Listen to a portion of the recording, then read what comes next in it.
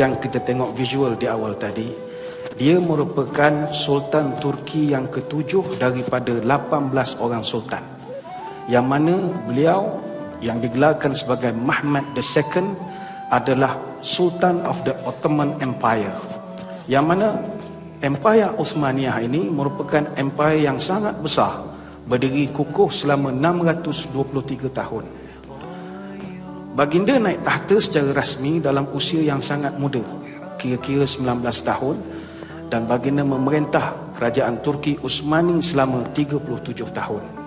Apakah yang menyebabkan Muhammad Al-Fatih terkenal berbanding dengan lain-lain sultan keturunan daripada Turki? Dia terkenal sebab dialah yang bertanggungjawab dalam pembukaan kota Konstantinopel, yang mana kita tengok di awal tadi, kota Konstantinopel ini berjaya ditakluki oleh beliau setelah dia mencuba tanpa jemu. Timbul pertanyaan, kenapa dia nak takluk Konstantinopel? Kenapa? Why? What is the because?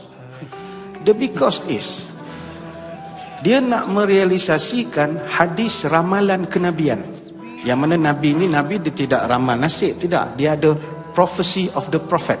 Nabi banyak dia punya profesi dia. Dia pernah cerita tentang Osman bin Affan akan mati dibunuh, dia pernah cerita Ammar bin Yasir akan mati dibunuh, dia pernah cerita orang Islam akan berjaya masuk Mesir, dia cerita orang Islam akan berjaya buka kota Konstantinopel. Dalam hadis dalam perang Khandaq, la tuftahannal Konstantiniyatu fala ni'mal amir amiruha wala ni'mal jishu zalikal jish. Nabi sebut akan terbukalah kota Konstantinopel, rajanya adalah raja number 1 terbaik, dan tenteranya the best tentera, number 1. Hadis ini menjadi rangsangan selama beratus-ratus tahun kepada umat Islam, nak merealisasikan bahawa akulah raja itu.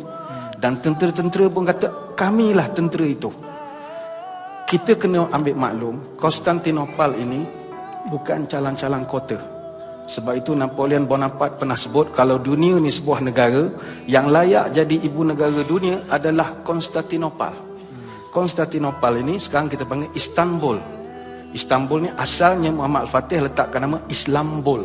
Islambul ni Lords of Islam, tapi Turki moden tukar kepada Istanbul.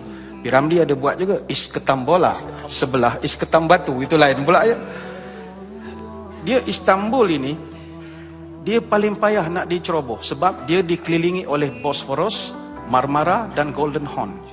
Dia ada 7 bukit semula jadi, yang mana kalau musuh nak datang menyerang, padan bawa parang dengan kerih je lah. Senjata besar tak boleh nak bawa sebab bukit terlampau banyak. 2/3 daripada sepadan kotanya menghadap Laut Marmara dan Selat Bosphorus. Dan dalam laut dia ada rantai.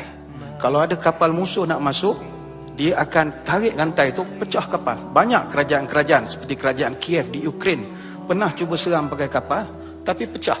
Sebab itu musuh nak memasuki Golden Horn itu mustahil.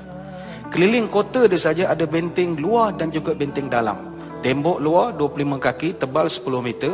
Tembok dalam tinggi 40 kaki, tebal 15 meter. Parit 10 meter, lebar 60 meter. Berdasarkan atas kertas, mustahil boleh menjajah atau nak ceroboh kota Istanbul. Tetapi orang Islam, dia nak membuktikan cakap Nabi ini betul. Lalu ada 11 kempen ketenteraan, semuanya gagal. Tahun 34 Hijrah, Sayyidina Ali pernah pergi cuba tapi gagal. Bani Umayyah hantar 5 ekspedisi.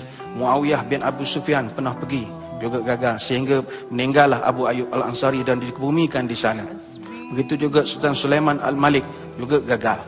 Zaman Abbasiyah 1 ekspedisi dihantar, juga gagal. Zaman Harun Ar-Rashid. Kerajaan Uthmaniyah sendiri 2 ekspedisi dihantar. Sultan Bayazid, Sultan Ottoman, beberapa kali dia pergi menyerang, gagal. Sultan Murad gagal. Akhirnya pada 29 Mei 1453, tiba-tiba Sultan Muhammad Al-Fatih berjaya memasuki kota Istanbul. Macam mana dia boleh masuk? Ini kita akan jawab dalam persoalan-persoalan yang berikutnya. Wallahu a'lam. Terima kasih.